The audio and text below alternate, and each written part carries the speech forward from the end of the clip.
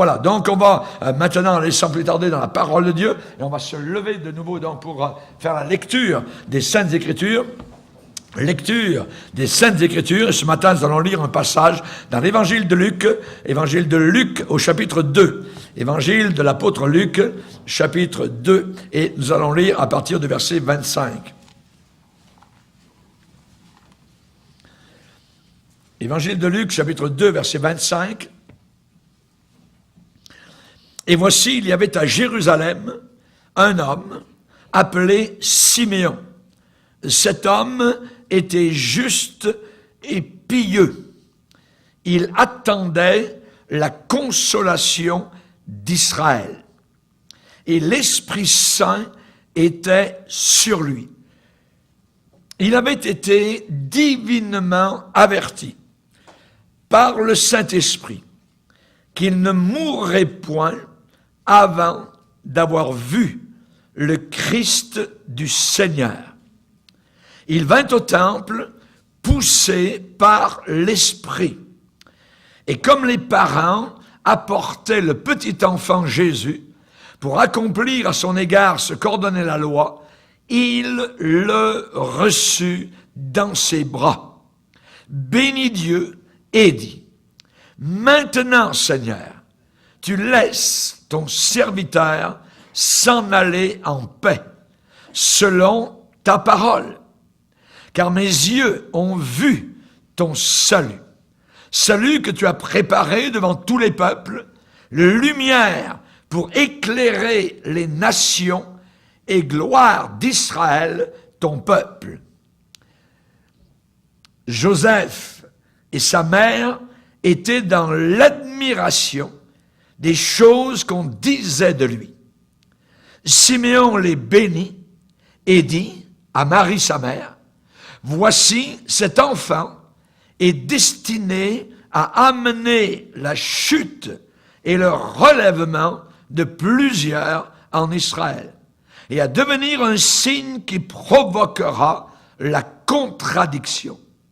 Et à toi-même, une épée te transpercera l'âme, afin que les pensées de beaucoup de cœurs soient dévoilées. Il y avait aussi une prophétesse, Anne, fille de Phanuel de la tribu d'Aser. Elle était fort avancée en âge, et elle avait vécu 7 ans avec son mari depuis sa virginité.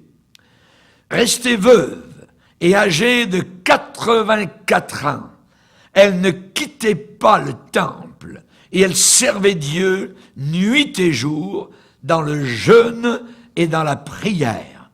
Étant survenue, elle aussi, à cette même heure, elle louait Dieu et elle parlait de Jésus à tous ceux qui attendaient la délivrance de Jérusalem. Amen. Seigneur, nous te bénissons, nous te glorifions pour ta grâce surabondante. Nous te demandons particulièrement de bénir la pensée de nos cœurs, que nous puissions ce matin, Seigneur Jésus, être nourris par cette parole, être encouragés et fortifiés par l'évangile de gloire que tu nous présentes. Cet évangile merveilleux, Seigneur, c'est ton évangile, c'est ta bonne nouvelle, Seigneur. La nouvelle de ton Fils qui est venu sur la terre pour nous sauver, né de la postérité de David, selon la chair, mais proclamé Fils de Dieu par sa résurrection merveilleuse et glorieuse par l'esprit de sainteté. Nous te bénissons, Seigneur, et te glorifions. Encourage nos cœurs, édifie nos âmes, Seigneur. Apprends-nous à écouter, non pas la voix d'un homme, mais la voix du Saint-Esprit au travers de ta parole puissante. Que le glaive de l'Évangile ne retourne pas à toi sans effet. Nous te le demandons, Seigneur, dans le nom de Jésus. Amen. Et tout le peuple dit Amen. Gloire à Dieu. On peut s'asseoir, frères et sœurs. Alléluia. Des vieux qui vivaient pour Dieu. Amen. Et quand je dis vieux, il y avait des vieilles aussi. Puisque ce matin, on a vu ici Siméon et une autre femme, donc s'appelait Anne. La place des vieux. La place des vieux. Chers amis, souvent, lorsque vous avez passé 50 ans, vous êtes considéré dans une génération quasiment vieux. très dur de trouver un emploi, difficile, voyez, mais dans la parole de Dieu, nous voyons qu'il y a une place pour les personnes âgées, et j'aimerais en parler donc aujourd'hui. Il y a beaucoup d'endroits dans la Bible où on parle de ces personnes, donc vieilles, de la Genèse à l'Apocalypse. Nous voyons plusieurs personnages qui étaient plutôt âgés. On va parler donc de vieux et de vieilles. Et dans la Bible, il y a beaucoup de choses qui sont vieux ou qui sont vieilles. Est-ce que vous connaissez dans la Bible le plus vieux livre de la Bible? Job, bravo, ok. Maintenant, je vais vous poser une autre question. Est-ce que vous connaissez le plus vieil homme dans la Bible? Métuséla, bravo! 969 ans. Est-ce que vous connaissez, au travers des psaumes de la Bible, le plus vieux psaume? Ah, c'est une colle. Le plus vieux psaume, c'est le psaume 90, écrit par Moïse, homme de Dieu. Alléluia. Et je bénis le Seigneur, évidemment, donc, pour cet héritage que nous avons au travers des Saintes Écritures. Nous allons parler de personnages ce matin. Et je dirais plusieurs personnages de Genèse et Apocalypse, donc, qui étaient vieux, et leur stature spirituelle est imposante. Ils ont marqué leur génération, ils ont marqué leur postérité, et ils sont parvenus à un âge très avancé. Imaginez Moïse qui dit dans le psaume 90, hein, « Seigneur, tu nous as donné sur la terre 70 ans, et pour les plus robustes, 80. » Voyez. Et lui, il est allé à 120 ans. Amen. Ça veut dire que le Seigneur lui a donné une robustesse, je dirais, pour aller jusqu'à cet âge très avancé. Leur exemple pour ces hommes vieux ou vieilles, ces personnes, eh bien, il y a des enseignements très, très riches.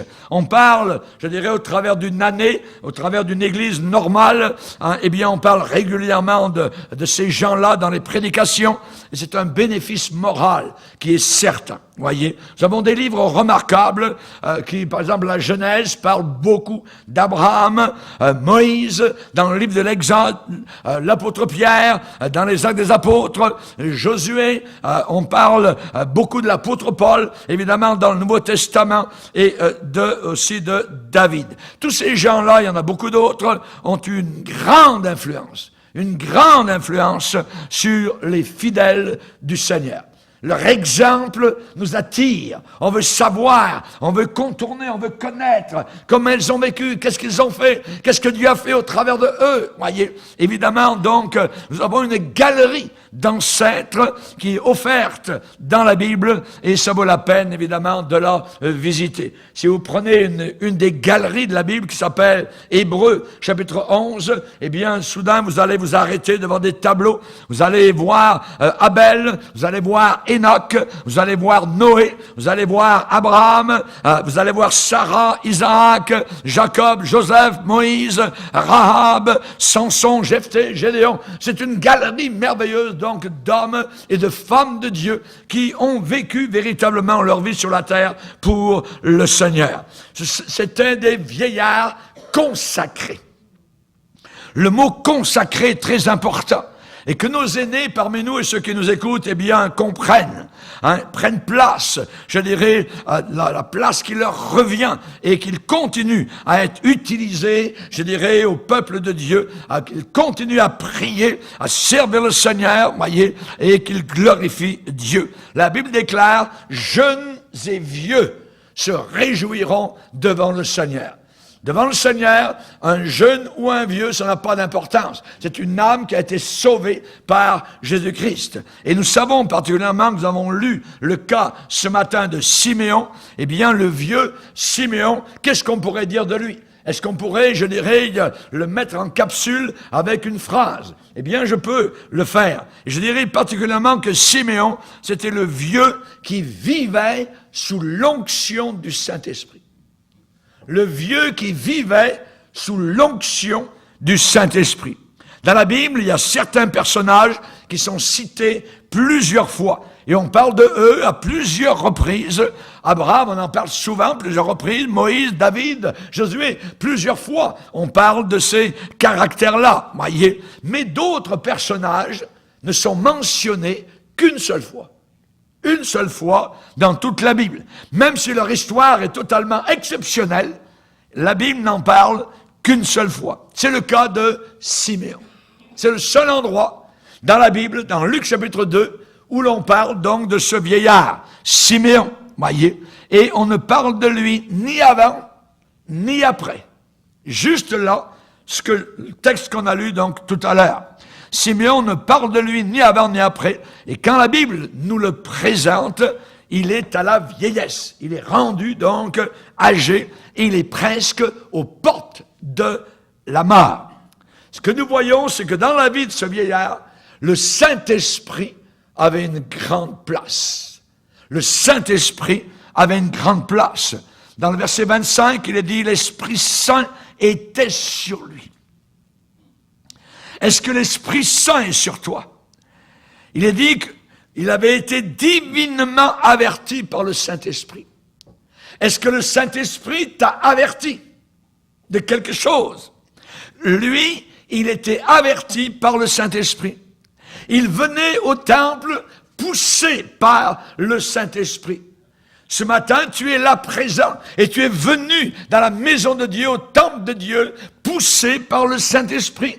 Peut-être que dans ton cœur charnel, il y a eu quelques résistances, mais le Saint-Esprit a eu raison et tu es là, amen, par la grâce de Dieu. C'est ce qui est arrivé pour Siméon. Le Saint-Esprit était sur lui, il était averti par le Saint-Esprit et il venait au temple poussé par le Saint-Esprit. Et en plus, il a pu annoncer à Marie des choses qui allaient lui arriver et qui allaient arriver au bébé qu'elle portait, et il l'a fait par le Saint-Esprit. Encore là.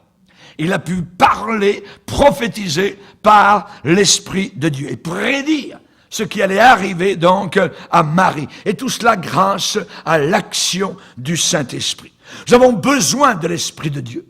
On a besoin de ce Saint-Esprit. C'est la troisième personne de la Trinité.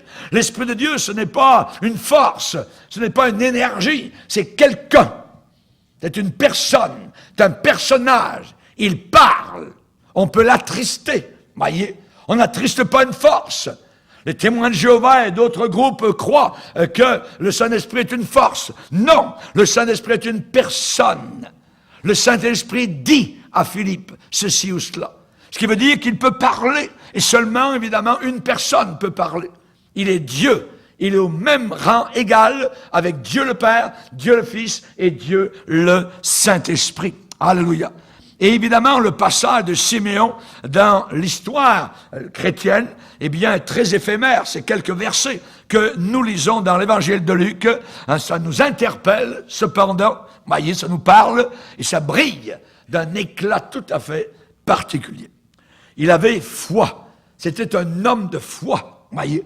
Même si on ne sait absolument rien de sa vie, depuis le jour de sa naissance, cependant, on a une idée, je dirais, certaine de sa foi. C'était un homme de foi. Dans la Bible, il y a des personnages, on les prend en cours de route. Ils montent dans le train de la vie alors que le train est en train de rouler. Mais il y en a d'autres, on connaît leur vie depuis leur naissance jusqu'à leur mort. Comme par exemple Moïse. La Bible nous parle de Moïse depuis sa naissance. Rappelez-vous le petit berceau sur le Nil, tout ça, jusqu'à sa mort sur le mont Nebo. On nous parle de Samuel depuis sa naissance, sa maman Anne, qui l'avait demandé jusqu'à sa mort. On a des personnages comme cela dans la Bible, où on les a quasiment de la naissance jusqu'à leur mort. David, on l'a alors qu'il est jeune homme, il est adolescent, mais on le voit, on le suit jusqu'à sa mort. Samson est un autre personnage. On connaît, selon la Bible, depuis sa naissance jusqu'à sa mort. Mais pour Siméon, on ne connaît rien. On ne connaît rien du tout vis-à-vis donc de sa naissance. Tout ce que nous savons, ce que le Saint-Esprit nous dit, c'était un homme juste et pieux. Pieux. La piété. La piété. Chers amis, quand hier je me promenais évidemment à Chambly avec cette ville qui fête Bacchus, voyez, la fête de la bière, voyez. Vous avez l'esprit de Satan, vous avez l'esprit démoniaque, voyez, qui est au travail. Vous le voyez dans les rues, les gens qui parlent, qui sont moitié sourds, qui sont moitié dénudés, et ainsi de suite. Évidemment, vous avez cela. Et nous sommes pieux au milieu d'une génération perverse et corrompue, au milieu de laquelle nous voulons briller comme des flambeaux dans le monde, portant la parole de vie. Amen. Tous ces gens sont des poissons morts. Ils ont le ventre en haut et ils descendent évidemment vers le bas. Et nous sommes des poissons vivants qui remontons le courant avec la vivacité que le Saint-Esprit nous accorde. La piété, être pieux. C'est maintenant qu'il faut être pieux. Amen, la piété. Paul va dire à Timothée, exerce-toi à la piété. C'est pas le temps de participer à leur beuverie, à leur saoulerie, voyez. C'est le temps, évidemment, de servir le Seigneur, de monter le drapeau de l'Évangile, se faire moquer s'il le faut, voyez, ou haïr, ou repousser, ça n'a pas d'importance. Il faut être au poste. Nous sommes des soldats qui vivons pour le Seigneur dans ces derniers jours. Il faut pas avoir honte du Seigneur Jésus. Et nous voyons ce vieillard, il est dit que cet homme était juste, il était pieux. Il était pieux. Es-tu pieux? As-tu la piété dans ton cœur ou l'esprit du monde dans ton cœur? On connaît un peu l'état du cœur, ce vieillard, voyez. On connaît un peu son espérance. Il est dit qu'il attendait. Il attendait la consolation d'Israël. Qu'est-ce que ça veut dire? Il attendait la consolation d'Israël. Quelle était la consolation d'Israël? C'était la venue du Messie promis. Le Messie qui devait venir. Il n'était pas venu. Et il y avait très peu de monde qui l'attendait. Mais lui, c'est un vieillard qui l'attendait.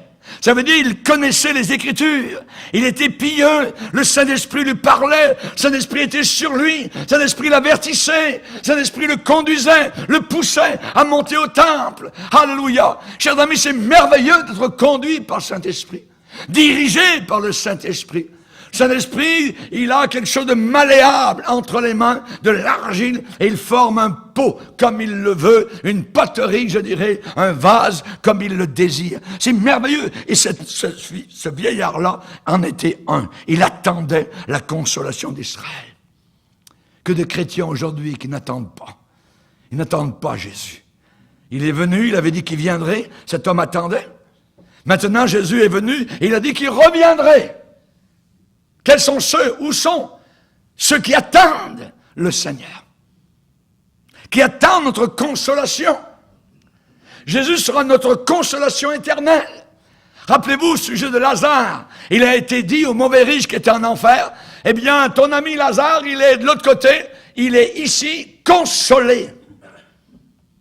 Consolé. Notre consolation, c'est pas la terre. Notre consolation, c'est le ciel. Et ce vieillard attendait. Il attendait. Nous sommes dans l'attente. Lisez avec moi Romains chapitre 8.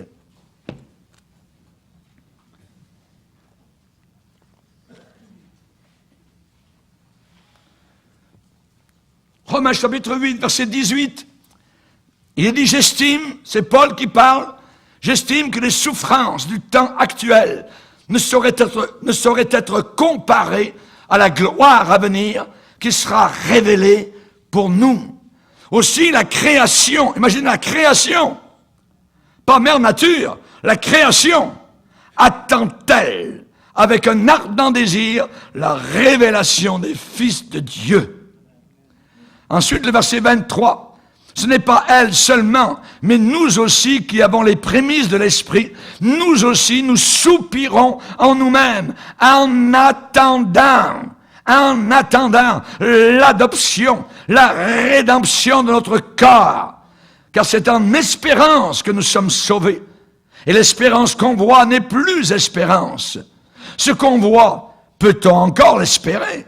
Mais si nous espérons ce que nous ne voyons pas, nous l'attendons avec persévérance. Alléluia. Nous attendons avec persévérance. Déjà dans le verbe attendre, il y a cet élément de persévérer. Mais là, il est dit directement, voyez, nous attendons avec persévérance la venue de notre Sauveur Jésus-Christ. Comme ce vieillard, donc, qui attendait la consolation d'Israël. Donc, le Saint-Esprit était sur lui pour l'avertir. Et le Saint-Esprit lui avait dit une chose, qu'il ne mourrait pas avant d'avoir vu le salut de Dieu. Imaginez. Hey Siméon, tu ne mourras pas. C'est après que tu auras vu le salut de Dieu que tu mourras. Mais pas avant. Il avait été averti qu'il ne mourrait pas avant d'avoir vu le Messie. Alléluia. Avertir. Le Saint-Esprit avertit. Il nous protège. Peut-être ce billet d'avion que vous n'avez pas pris, et ensuite vous avez appris que l'avion que vous deviez prendre a craché. Vous étiez en colère contre la compagnie. Mais le Seigneur, lui, connaissait tout ce qui allait arriver.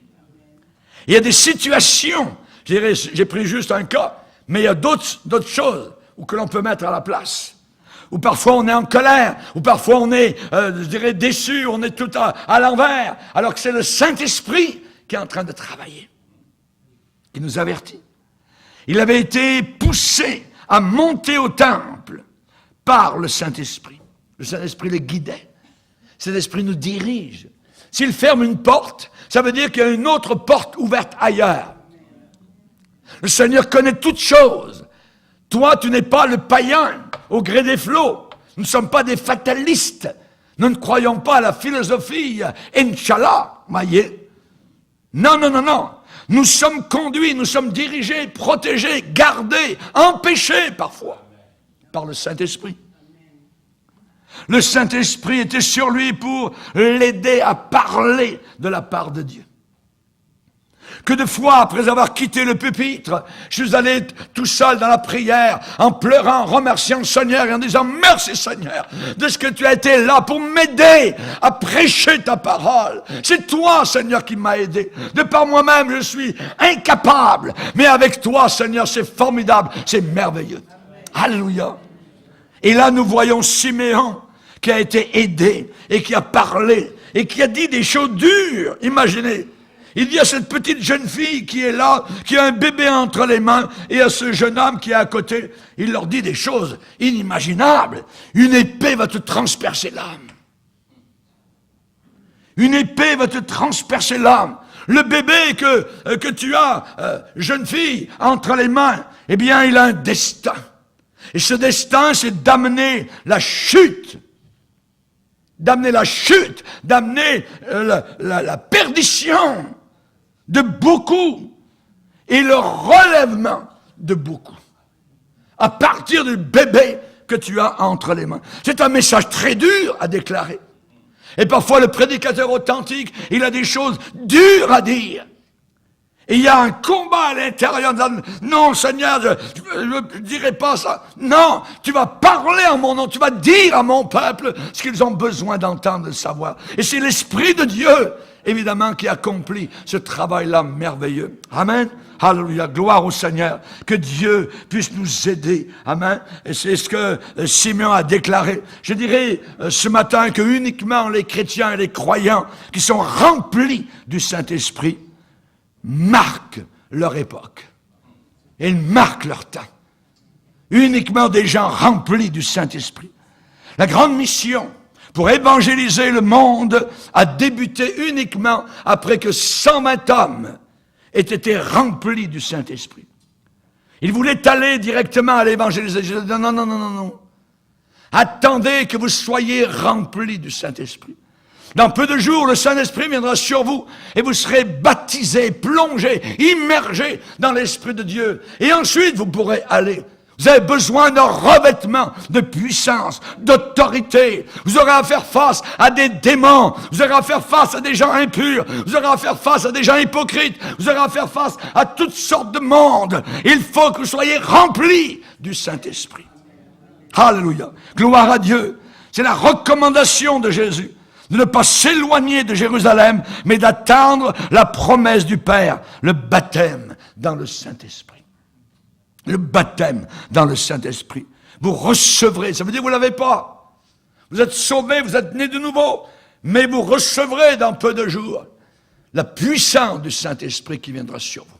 Et le jour de la Pentecôte, les cieux sont ouverts, des flammes sont descendues, et eux-mêmes sont devenus des flammes, remplis d'action, remplis de force. Ils ont fait face à la capitale, ils ont fait face à la ville, ils ont fait face au gouvernement, ils ont fait face à ceux qui les haïssaient, et ils ont déclaré la parole de Dieu.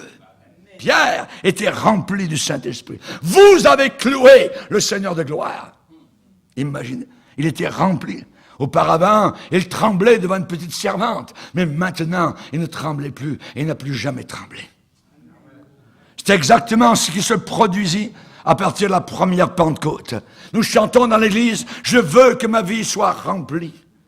Je veux, c'est ma volonté. Jésus a dit, je veux. Il a parlé au Père un jour, il a dit, je veux que là où je suis, ce que tu m'as donné soit aussi avec moi, afin qu'il voie ma gloire. La gloire que j'avais avec toi depuis le commencement du monde. Alléluia. Avant même le commencement du monde. Je veux, a dit Jésus. Et nous chantons, Seigneur, je veux quoi? Je veux que ma vie soit remplie, ton Saint-Esprit. C'est trop merveilleux quand l'Esprit de Dieu est sur moi. Tu me conduis, tu me diriges, tu m'avertis. C'est glorieux. Amen. Merci Seigneur. Merci Seigneur, être rempli du Saint-Esprit. Est-ce que ça veut dire uniquement que la puissance de Dieu va se manifester avec des signes, avec des prodiges, avec des miracles exceptionnels, de façon automatique? Non, non, non, non, non, non. Ça veut dire cela parfois, mais pas toujours. Et j'aimerais vous montrer de quelle façon, quand on est rempli du Saint-Esprit, cela peut se manifester. Il y a certaines nuances à comprendre. Dans Acte 2 particulièrement, il est dit qu'ils furent tous remplis du Saint-Esprit et commencèrent à parler en d'autres langues. C'est le signe initial que l'on voit que quelqu'un est baptisé dans le Saint-Esprit. Ensuite, il est dit qu'ils étaient remplis du Saint-Esprit et ils commencèrent à proclamer les merveilles de Dieu. Quand vous proclamez les merveilles de Dieu, alors que vous êtes rempli du Saint-Esprit, c'est tout à fait différent. La parole de Dieu devient claire, la parole de Dieu devient limpide, la parole de Dieu devient quelque chose de glorieux. Lisez avec moi dans Actes des Apôtres, chapitre 4. Actes des Apôtres, chapitre 4.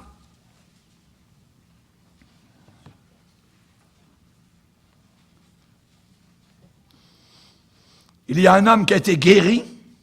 Il y a une guérison, je dirais, formidable. Et là, les hommes religieux, les scribes, tout ça, donc prennent Pierre à part particulièrement. Et regardez donc la question qui est posée au verset 7. Actes des Apôtres, chapitre 4, verset 7. C'est Pierre et Jean qui sont mis en question. Ils leur demandèrent par quel pouvoir ou au nom de qui avez-vous fait cela? Et regardez bien la réponse, et ce qui est dit. Alors Pierre, rempli du Saint-Esprit, leur dit. Et les paroles qui sont dites sous l'onction du Saint-Esprit ont un impact inimaginable. Chef du peuple et ancien d'Israël, puisque nous sommes interrogés aujourd'hui sur un bienfait accordé à un homme malade, afin que nous disions comment il a été guéri, sachez-le tous et que tout le peuple d'Israël le sache. C'est par le nom de Jésus-Christ de Nazareth que vous avez crucifié et que Dieu a ressuscité des morts. C'est par lui que cet homme se présente en pleine santé devant vous.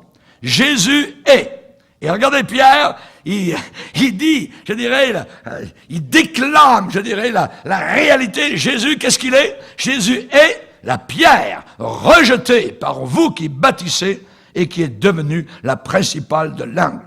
Il n'y a de salut en aucun autre. En aucun autre.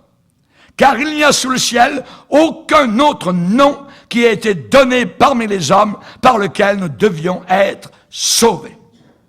Il n'y a pas d'autre nom que Jésus de Nazareth pour être sauvé. Ce n'est ni Mahomet, ni Zoroaster, ni Marie, ni Saint-Antoine, ni quoi que ce soit. Il n'y a que Jésus qui sauve. Et c'est lui, le seul sauveur. Il est dit, Pierre, rempli du Saint-Esprit.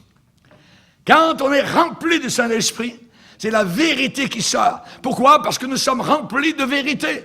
L'Esprit de Dieu, c'est l'Esprit de vérité.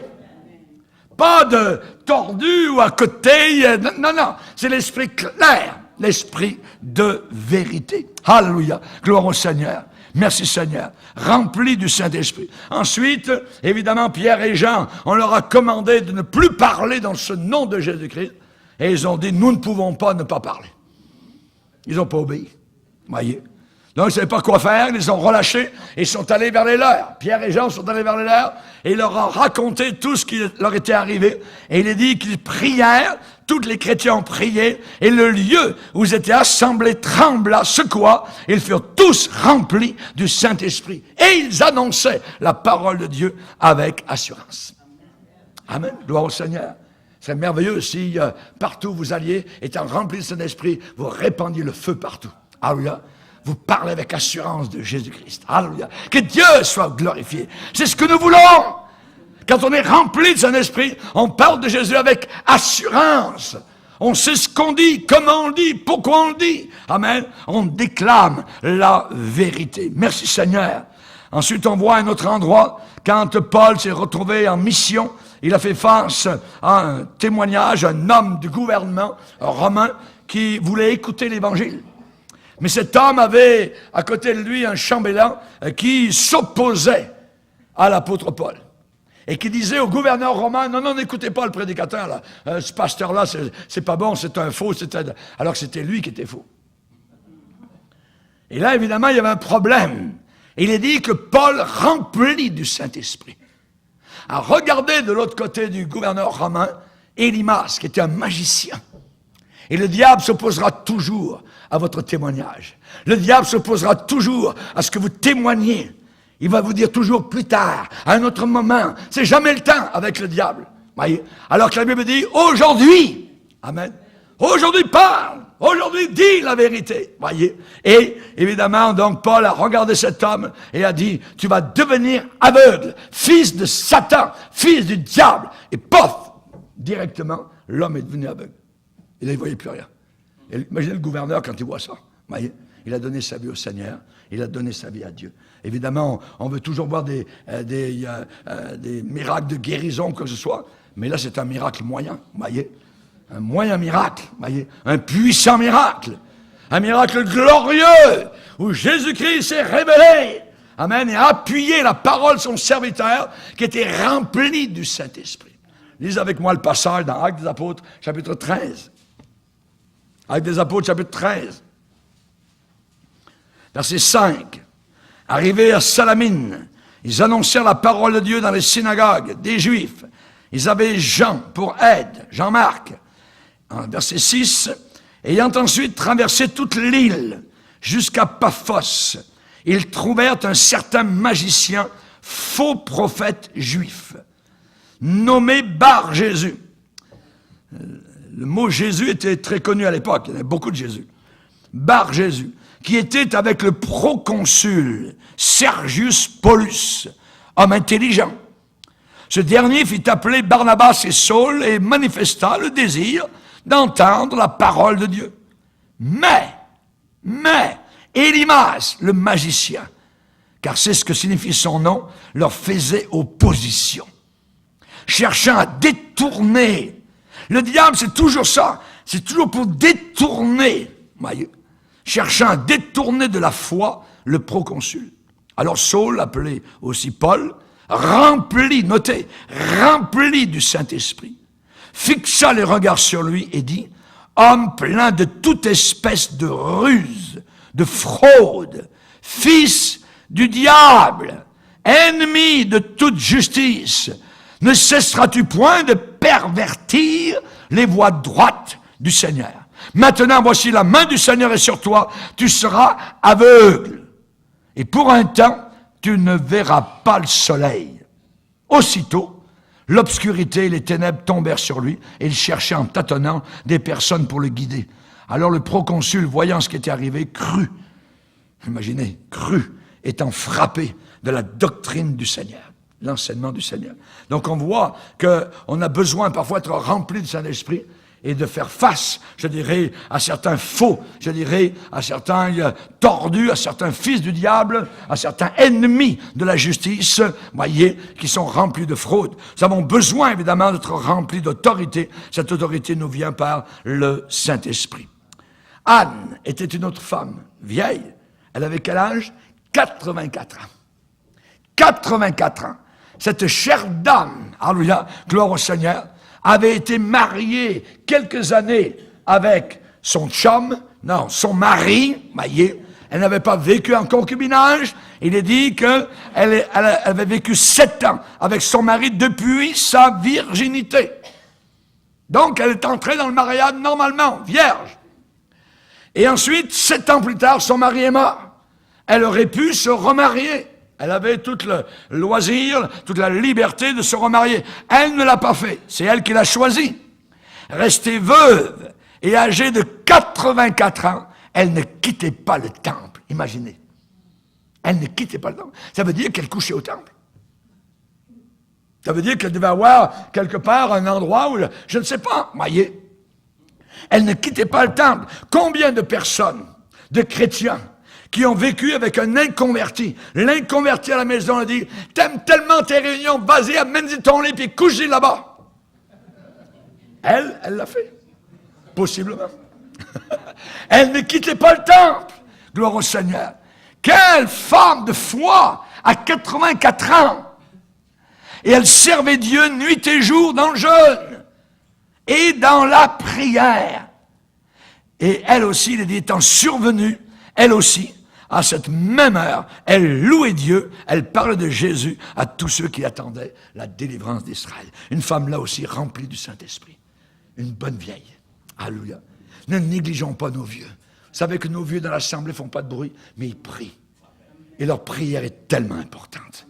Sont des gens de foi, sont des gens du Saint-Esprit, sont des gens qui sont là. Lorsque la réunion de prière commence, ils sont là. Bénissons le Seigneur pour nos vieux. Entourons-les, prions aussi pour eux, que Dieu les garde le plus longtemps possible. Alléluia, gloire au Seigneur. Nous voyons donc Élisabeth aussi. Vous vous rappelez d'Élisabeth, cette femme remplie du Saint-Esprit.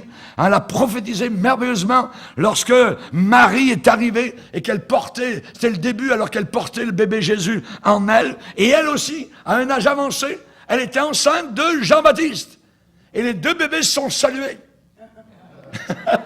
Jean-Baptiste a donné des coups de pied dans le ventre, amen, de sa vieille mère, amen. Pourquoi? Parce que le Fils de Dieu était dans le ventre de Marie en face d'elle. Que Dieu soit béni en face de sa mère. Merci Seigneur. Et on voit qu'Élisabeth a prophétisé de façon merveilleuse, elle aussi, lorsqu'elle a été remplie du Saint-Esprit et qu'elle a rencontré donc Marie. Dans Luc chapitre 1er et au verset 41, on voit évidemment toute cette histoire, vous voyez, de Marie, tout ça, les parents allaient au temple, il y avait une vie vraiment, je dirais, religieuse autour de ces familles-là qui aimaient le Seigneur.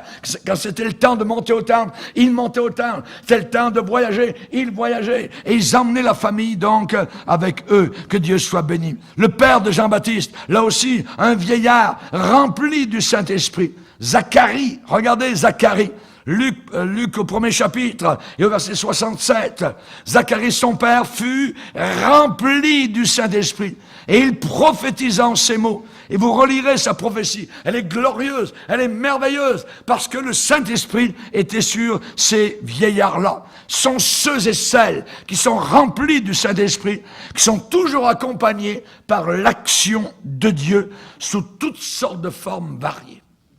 La sagesse infiniment variée du Seigneur. Uniquement ceux qui sont remplis du Saint-Esprit. Imaginez Jean-Baptiste, alors qu'il était encore dans le sein de sa mère, il est dit qu'il était rempli du Saint-Esprit, dès le sein de sa mère. Dès le sein de sa mère, il était rempli du Saint-Esprit. Rien n'est possible au Seigneur. Et ce qui a été dit à son sujet, c'est l'ange Gabriel qui se tient devant le trône de Dieu, qui est venu sur la terre, et qui a dit quel serait cet enfant, Jean le Baptiste. Il marchera devant Dieu avec l'esprit et la puissance d'Élie. C'est exactement ce qui est arrivé. Pour ramener les égarés à la sagesse du Seigneur, pour préparer le chemin du Seigneur. Alléluia. Merci Seigneur. Que Dieu soit béni. Savez-vous, Jean-Baptiste, était-il rempli du Saint-Esprit? Il l'était totalement, ça débordait de partout. Ça débordait sur sa barbe, ça débordait sur sa bouche. Il parlait, il prêchait. Il a attiré toute la capitale jusqu'à sortir, amen, de Jérusalem pour venir l'entendre au bord du Jourdain. Rempli du Saint-Esprit. Et le croiriez-vous? Cet homme rempli du Saint-Esprit n'a pas fait un seul miracle. Il n'a pas fait un seul miracle. Et je te dis, il n'y a pas d'homme plus grand que lui qui est paru sur la terre. Nous voulons toujours des miracles. Souvent, c'est la parole dont on a besoin. Merci pour les miracles. Dieu en fait encore. Je ne nie pas cela. Mais nous ne devons pas nous attacher à cela. Si nous sommes remplis du Saint-Esprit, vous en verrez régulièrement. Régulièrement. Et Dieu le fera. Jésus a été rempli du Saint-Esprit. Savez-vous qu'est-ce que le Saint-Esprit a fait avec lui? Il l'a conduit en plein désert. En plein désert. Es-tu dans un désert, mon frère? Ma sœur, et ça serait peut-être, je dirais, possible que ce soit le Saint-Esprit qui t'ait conduit là. Pourquoi? Parce que sinon, tu n'as pas le temps d'entendre Dieu. Tu n'as pas le temps d'entendre parler de Dieu. Donc, Dieu t'emmène dans une situation où là, il va t'avoir juste pour lui. Tu ne peux plus en sortir. Et là, tu vas entendre le Seigneur te parler. Dieu a dit dans un prophète Osée, je veux l'attirer au désert. Et là, je parlerai à son cœur.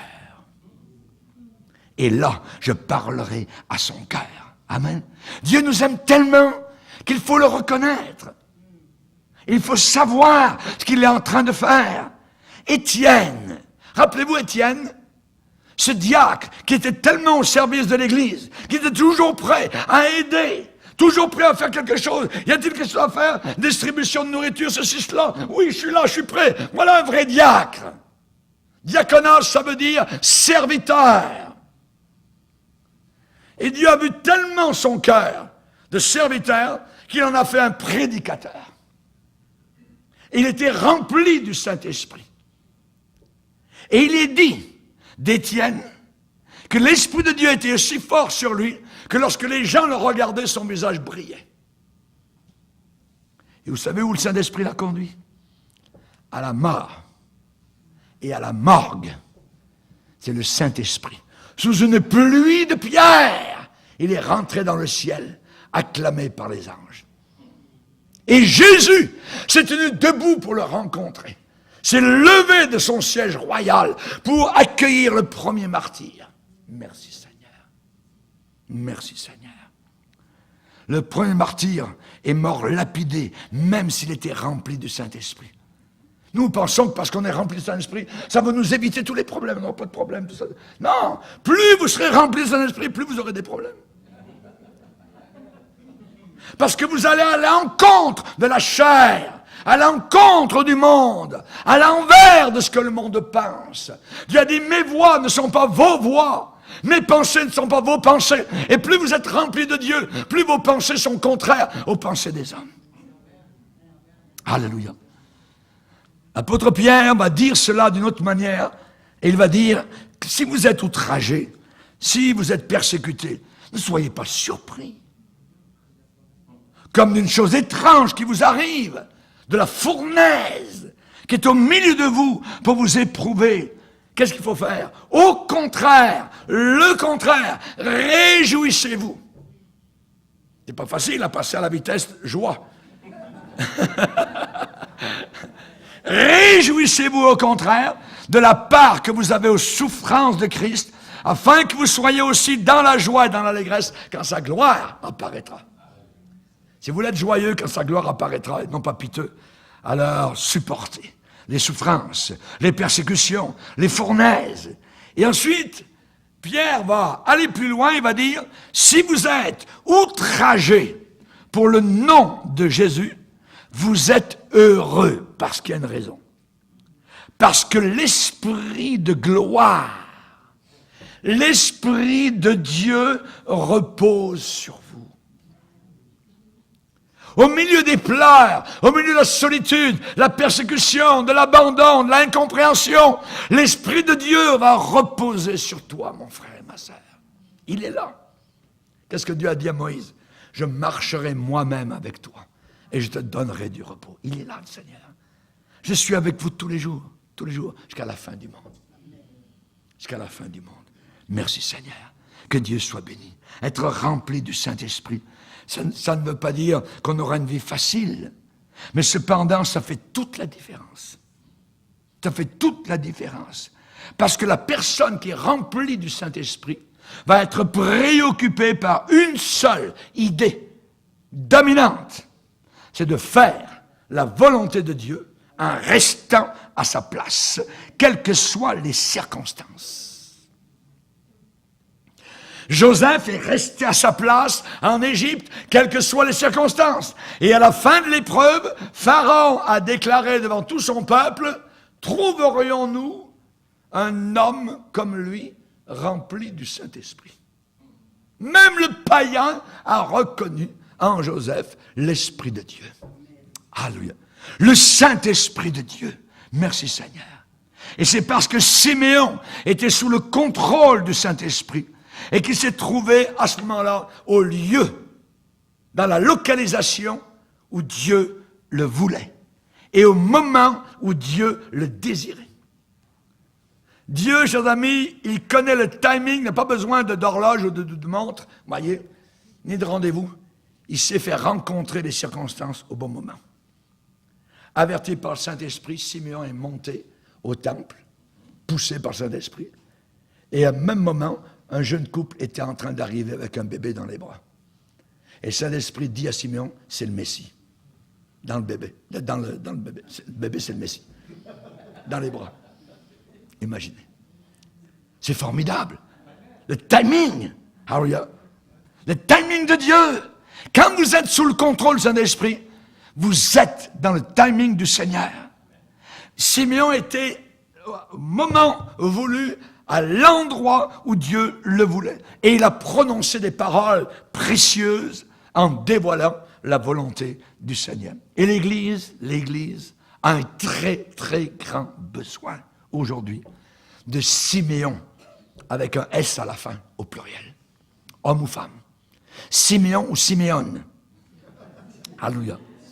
L'Église a un grand besoin de ces gens-là. Amen. Un grand besoin. Ne vous enivrez pas de vin, c'est de la débauche. Et la Bible dit, au contraire, le contraire de la débauche, soyez au contraire remplis du Saint-Esprit. Quand hier, je me baladais au travers de la débauche de Bacchus, tout ça, le festival de la bière à Chambly, ainsi de suite, voyez, dans mon cœur, je repassais le psaume 90 de Moïse. Ô Dieu, d'éternité en éternité, tu es Dieu. Et je sentais que je remontais le courant et eux descendaient ailleurs. Et moi, j'allais vers le Seigneur. Alléluia. Merci Jésus. Merci Seigneur. Alléluia. Allez-vous être un Siméon? Allez-vous être une Siméon? Dieu a dit dans les derniers jours, dans les jours de la fin, vos vieillards auront des songes. Oui, sur mes serviteurs et mes servantes, je répandrai de mon esprit. Je répandrai de mon esprit. On a vu un vieux, j'en avais un autre, et ce soir j'en ai un autre. Mais je vais être obligé d'arrêter là, parce que je ne veux pas commencer l'autre.